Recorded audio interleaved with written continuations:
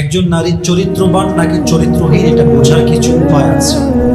চরিত্রবান নারীর যেমন কিছু গুণ আছে, চরিত্রহীন নারীর তেমন কিছু বদগুণ যুবক ভাইয়ের আছে না নাই?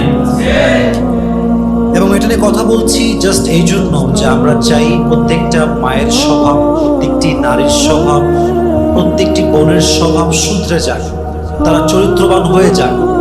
তারা চরিত্রবান হলে যুব সমাজ শুধরে যাবে, যুব সমাজ শুধরে গেলে পুরো দেশটাই শুধরে যাবে, ঠিক কিনা বলেন? নারীদের চরিত্র সুন্দর হওয়া অত্যন্ত জরুরি এবং গুরুত্বপূর্ণ বিষয়।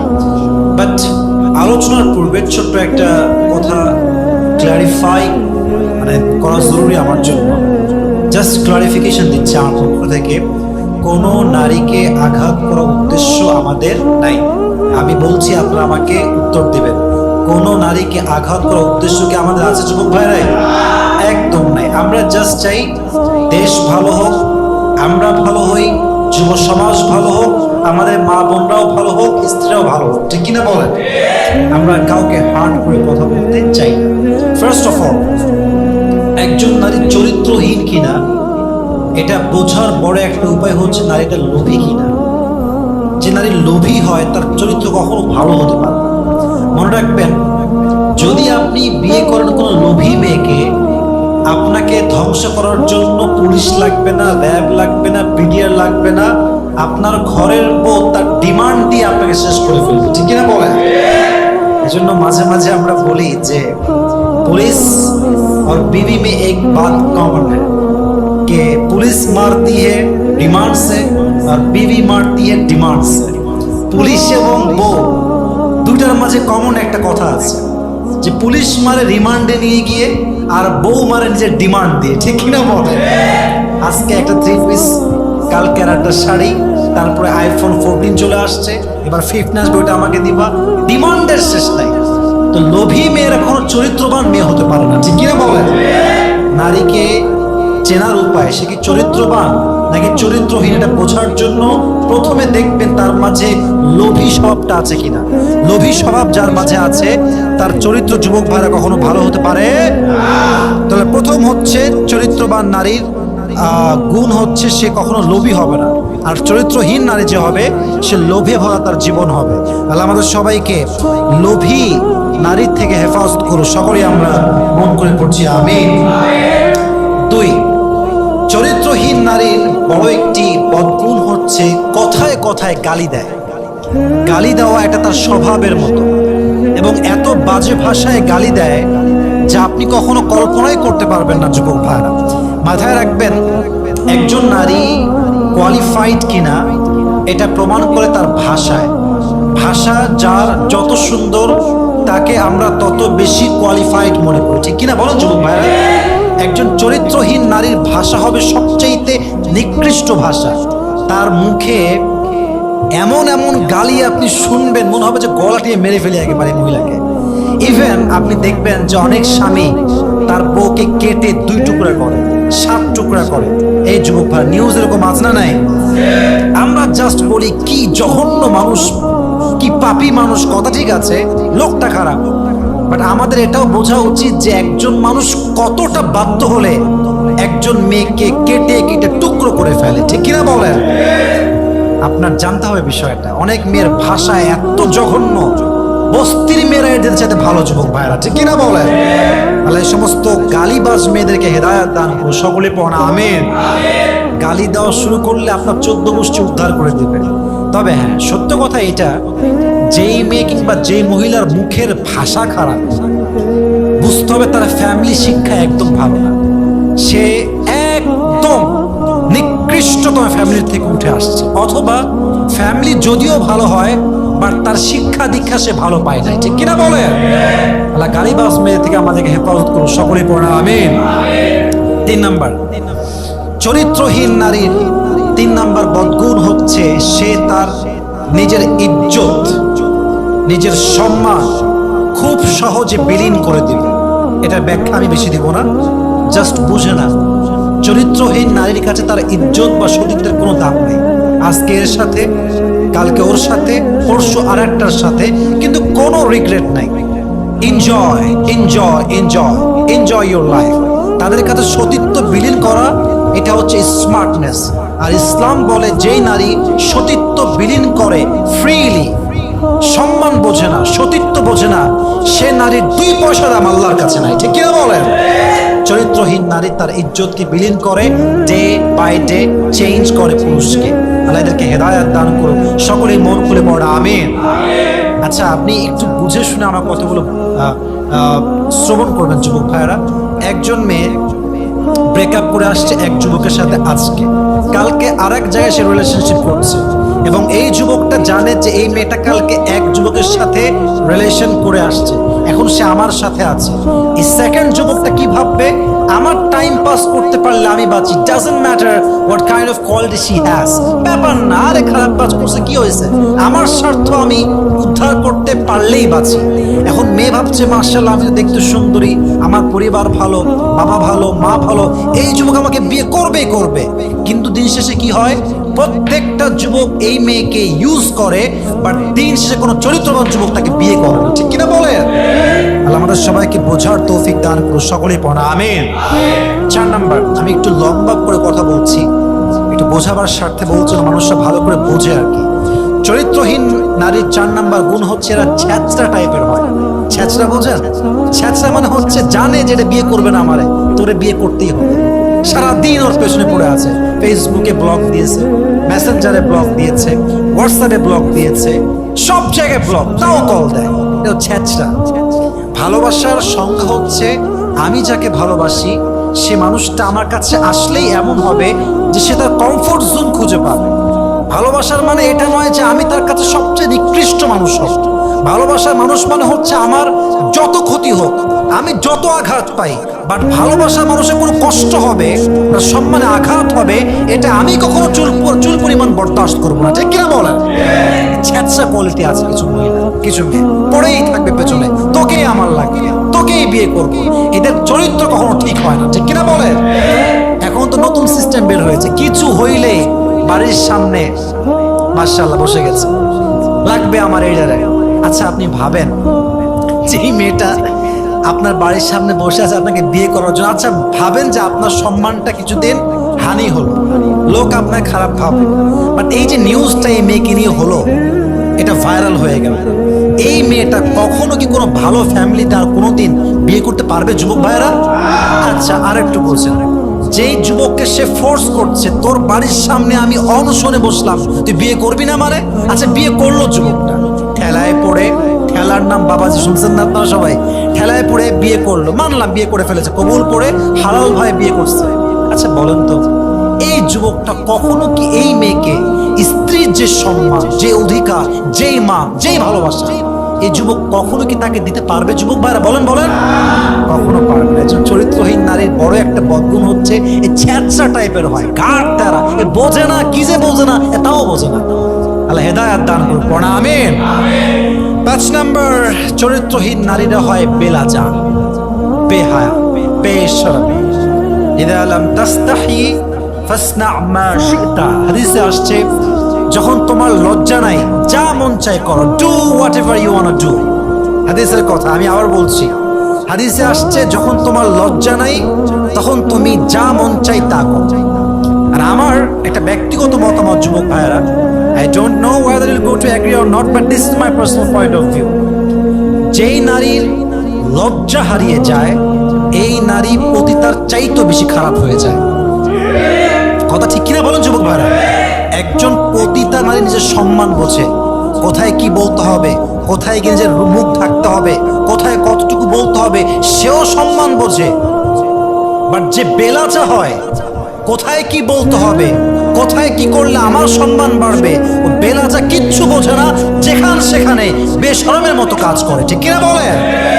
বেলাজা হয়ে গেলে মেয়েরা প্রস্টিটিউটকে হার মানিয়ে দেয়। আল্লাহ প্রত্যেকটা বেলাজা নারীকে হেদায়েত দান করুক। আমরা সকলেই মন খুলে পড়ছি আমিন। আচ্ছা, এটা হচ্ছে 5 নাম্বার। 6 নাম্বার, যে নারী চরিত্রহীন হয়, আমার চোখে সবাই চোখ রাখি, একটু বুঝে শুনে আমরা কথাগুলো বোঝার ট্রাই করি। সকলে তাকবীর দেন, লিল্লাহি তাকবীর। সবাই তাকবীর দিবেন জোরে, আমি সাউন্ড পাচ্ছি না। সবাই তাকবীর দেন, লিল্লাহি তাকবীর। চরিত্রহীন নারীর 6 নাম্বার বদগুণ হচ্ছে এরা প্রথমে আপনার সাথে কথা বলবে, আপনার নাম্বার নিবে, আস্তে আস্তে আপনার গোপন বিষয়গুলো জানবে, আস্তে আস্তে অবজার্ভ করবে, তথ্য নিবে, খবর নিবে, কথা বলবে, কল দিবে, আপনার সাথে চ্যাটিং করবে, এবং যখন সম্পর্কে একটু ফাটল ধরবে সঙ্গে সঙ্গে আপনাকে আপনার পার্সোনাল ইস্যু নিয়ে, আপনার প্রাইভেট ম্যাটার নিয়ে আপনাকে অ্যাটাক করার ট্রাই করবে। ঠিক কিনা বলেন?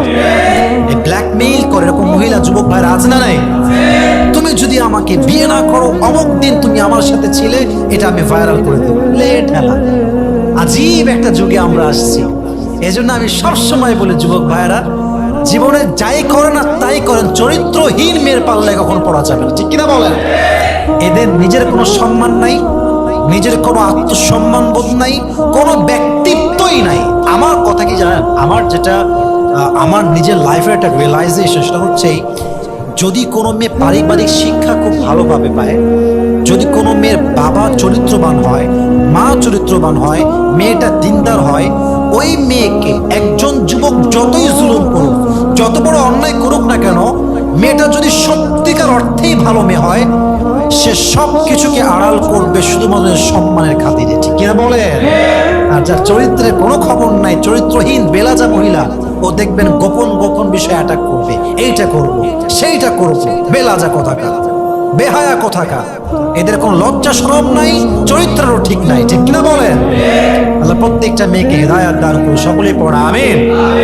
7 নাম্বার, যেই মেয়েগুলো বেলাজা হয় তারা বেশিরভাগ নেশায় আসক্ত হয়। ঢাকায় অনেক মেয়ে নেশা, কেউ সিগারেট খায়, কেউ গাঁজা খায়, মদ খায়, ইয়াবা খায়। ইভেন ঢাকাতে অনেক মেয়ে আছে এত বেশি নেশা করে একজন যুবককেও হার মানিয়ে দেয়। ঠিক কিনা বলেন? আমি সেদিন ঢাকার যমুনা ফিউচার পার্কে গেছিলাম একটা কাজে শপিং এর জন্য। আমি যখন জাস্ট বের হয়েছি বাইরে, আই ওয়াজ লিটারালি শকড যে একজন মেয়ে পাবলিকলি, যদিও আমরা শকড হই, বা ঢাকার মানুষের একটা খুব কমন সাবজেক্ট, খুবই কমন বিষয়, একদম জিন্সের প্যান্ট টি শার্ট পরে ধুমাইয়া পাবলিক প্লেসে টানতেছে বিড়ি, ধুমাইয়া, লজ্জা শরম কিচ্ছু নাই। এই জন্য চরিত্রহীন নারী যে হয় সে নেশায় আসক্ত হয়। আর যেই মেয়ে নেশায় আসক্ত হয় তার চরিত্রকে যুবক ভাই কখনো ভালো হতে পারে? আল্লাহ এদেরকে হেদায়াত দান করুন, সকলে পড়া আমিন। 8 নাম্বার, চরিত্রহীন নারীরা প্রচন্ড পরিমাণে স্বার্থপর হয়। এটা মেয়েরা ভালো বুঝবে, আমাদের চাইতে মেয়েরা ভালো বুঝবে। অনেক মেয়েদের বান্ধবীরা আছে স্বার্থপর, খালি স্বার্থে ডান থেকে বাম হলে তোকে দেখে লিববে, তোর খবর আছে, রাজশাহীর লোকের আর কি, তোকে দেখে লিব আমি, তোর বাড়ি কোথায় আমি তোকে দেখেই ছাড়া, বলে ঠেলা শুরু হয়ে গেল। এটা ঠিক না। চরিত্রহীন নারী যারা হয় এদের সবচেয়ে বড় বদগুণ হচ্ছে এরা স্বার্থপর হয়। স্বার্থ থাকলেই মিশে, স্বার্থ শেষ সম্পর্ক শেষ। ঠিক কিনা বলেন যুবক ভাই?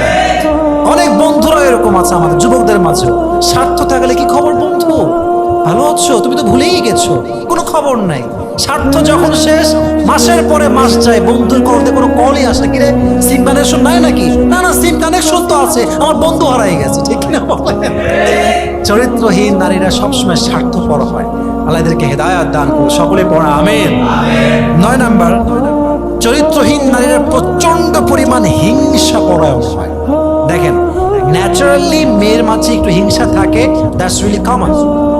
আমি আবারও বলছি, রিপিট অ্যাগেইন, একজন মানুষের মাঝে ন্যাচারালি জন্মগত একটু হিংসা থাকবে, খুবই স্বাভাবিক। আমার বন্ধু একই বেঞ্চে পড়লাম, একই ক্লাসে পড়লাম, সে এখন 1 কোটি কামাই করে, আমি তো মাত্র 10,000 টাকা কামাই করি, খারাপ লাগে, ন্যাচারালি একটু হিংসা হয়, ভেরি কমন। বাট যদি আপনার হিংসা প্রচন্ড পরিমাণ হয়, খালি হিংসা, অমকের উন্নয়ন ভাল লাগে না, অমকের অগ্রগতি ভাল লাগে না, অমকের ডেভেলপমেন্ট ভাল লাগে না, বুঝতে হবে আপনি নারী হন কিংবা পুরুষ হন, আপনার চরিত্র নিঃসন্দেহে ভেজাল আছে যুবক ভাই। ঠিক কিনা বলে? চরিত্রহীনদের প্রচন্ড হিংসা, আর হিংসায় জ্বলে পড়ে ছারখার হয়ে যায়। হাদিসে আসছে, আল হাসাদ তাকুলুল হাসানাত কামা তাকুলুন নার আল হাতাব।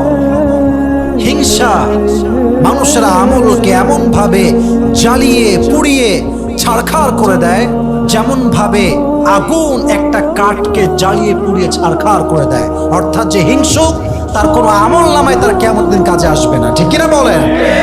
আর আরেকটা হাদিস বলছি, খুবই সেন্সিটিভ কথা, মনোযোগ দেন, আমার চোখে চোখ রাখেন।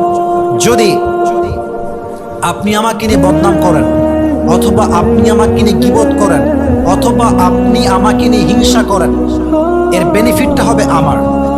এক, আপনার আমল নামায় যে সওয়াবগুলো আছে সেই সওয়াবগুলো আমার আমল নামায় ট্রান্সফার হবে।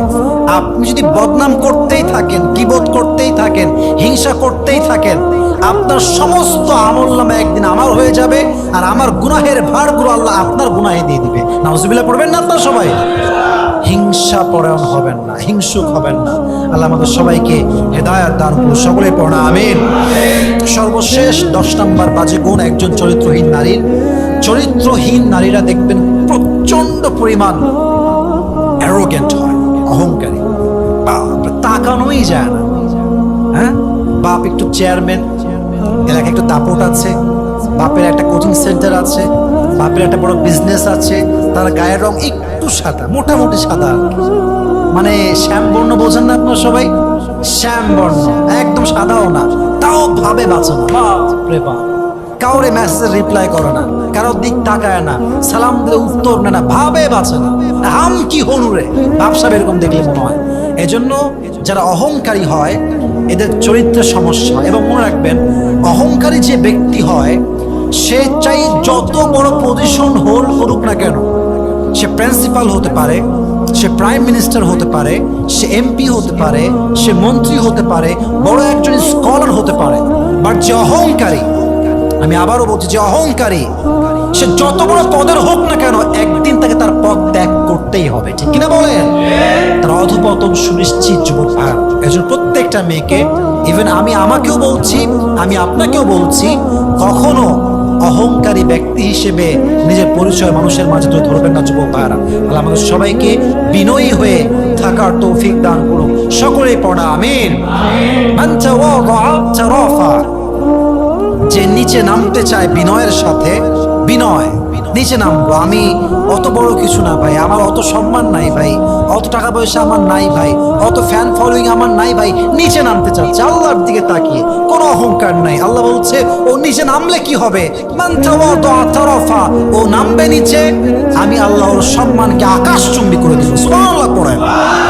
আল্লাহ আমাদের সবাইকে অহংকার মুক্ত হয়ে একদম বিনয়ের সাথে চলার তৌফিক দান করুক। আমরা সকলে পড়ছি আমিন।